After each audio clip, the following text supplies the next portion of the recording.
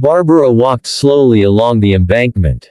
Along the road, comfortably located on the first floors of high-rise buildings, small shops were full of multicolored signs.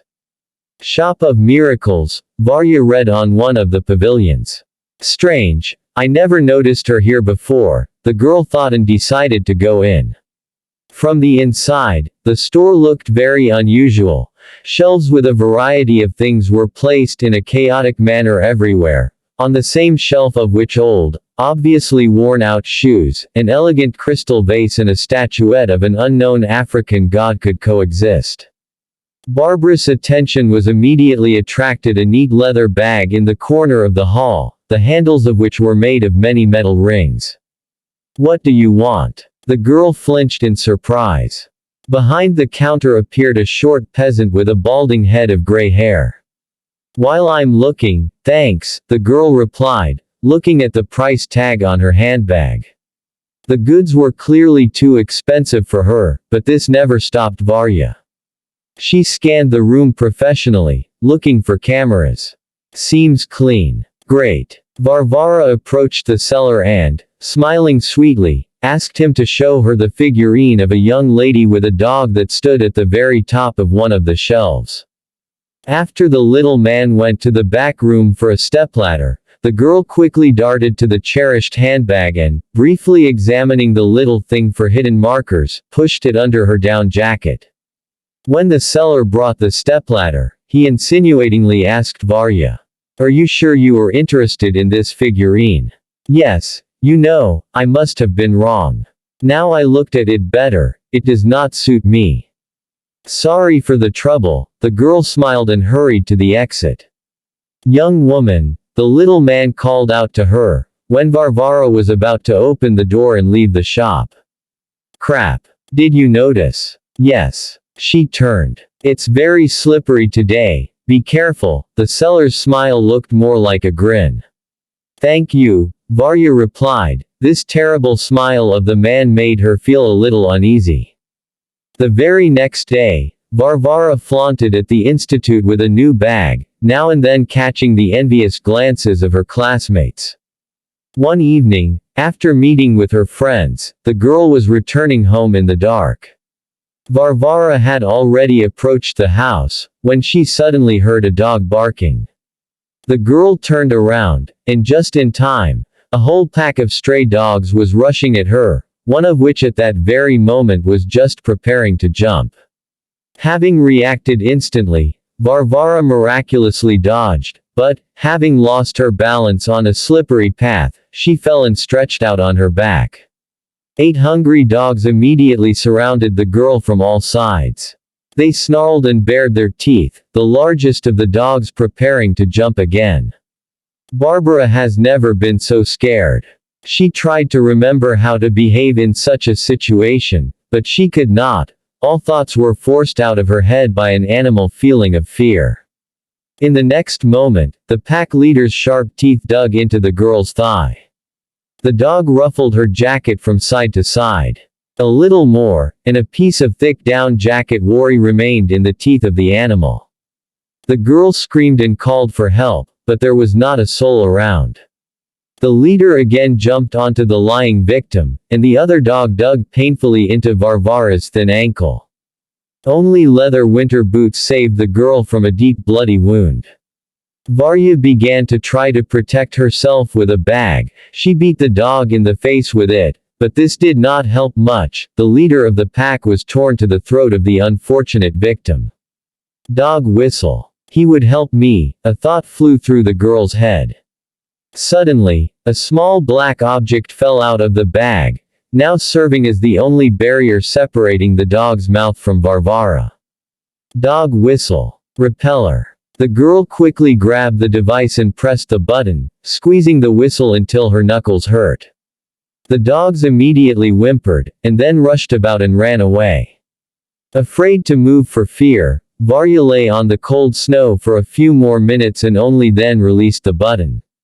The girl was shaking. On autopilot, she went home, and closing the door behind her from inside the apartment, she burst into tears. The frightened girl needed to somehow throw out her emotions. Having calmed down a little, Varvara thought, how could there be a whistle in her bag? It just couldn't be. She never had such a thing. So without finding an answer, the girl went to bed. The next day, Varvara had to defend her term paper. All morning she was not herself after yesterday's incident. When the girl came to the institute, she remembered that she seemed to have left a folder with her work at home. Praying to all the gods that this was not the case, and the clerk was in place, Varya stood in front of the audience and hopefully rummaged through her bag. Yes. The clerk is here. Having handed over the term paper as good, the girl again went home. Near the entrance loitered a small red kitten. He mewed plaintively and shivered from the cold. The girl took pity on the animal and led him into the entrance. But the kitten ran after her all the way to the apartment and began to rub against Varvara's boots when she opened the doors. Okay, red-haired bandit, the girl took pity, but if you ever go past the tray, then we will part with you forever. Is it coming? Meow. Considering this as consent, Varya took the purring kitten in her arms and brought it into the apartment. What was the surprise of the girl when she saw that the folder with the kursak was lying on the table in the hallway. She gave it up. How could work come back? Barbara suspected something was wrong. There was clearly something wrong with the bag. A dog whistle, exchange rate, the bag contained exactly what the girl needed at a particular moment in time. Varya shook out the entire contents of the bag on the table and began to study the mysterious little thing. Plain red bag. Nothing strange. Although, it seems like it was a little brighter, or not. Varvara decided to check her guesses and, closing her eyes tightly, said, "If only there was cat food in the bag now." And then she opened her eyes and reached into her bag. It worked. In her hand, the girl held a rustling bag of cat biscuits. "I want champagne." The bag was noticeably heavier and stretched. Russian. Semi-sweet, Varya read on the label of a bottle taken from the bowels of her handbag. If only there were $50,000 in the bag now. 5 minutes later, Varvara called her best friend Svetka. "Svetka, today we are walking. I hit the jackpot. I'll be waiting for you at 8. Forgetting everything in the world, Varya did not remember herself for joy. It was as if the gates to the world of luxury and wealth, which she had always dreamed of, had opened before her. The girl returned to the hallway and kissed her benefactor. Although no, everything is just as bright in the world, she noted. Where did the cat go? In the evening, the girls had fun to the fullest in the coolest club in the capital. Champagne flowed like a river, expensive delicacies broke the table of the VIP zone, where the friends settled down. A new dress from an eminent designer and earrings with diamonds, which Varya managed to buy before the party, shone with 1,000 lights in the light of the night spotlights. The girl felt like a queen. This feeling acted on her like a drug. Having ordered a limousine instead of a simple taxi, the friends returned home only in the morning. "You need to change your bag. She's kind of shabby," the intoxicating Sveta laughed, seeing Varya's magic handbag in the light of a fluorescent lamp, and then collapsed on the sofa and passed out. The bag had indeed faded noticeably, changing its color from bright red to pale pink.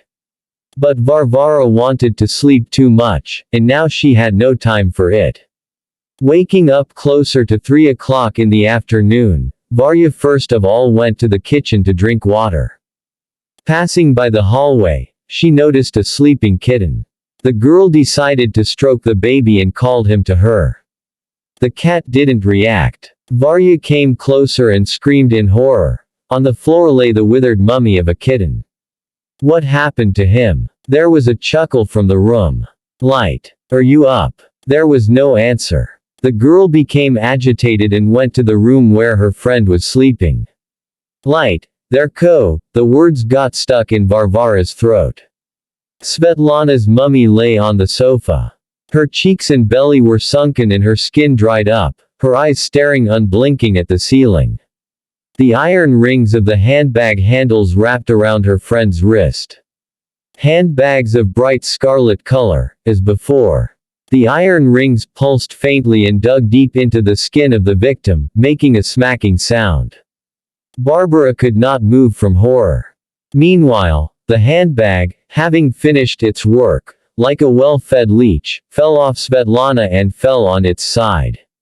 Varya ran to the door. She wanted to leave the apartment as soon as possible and be as far away from this place as possible.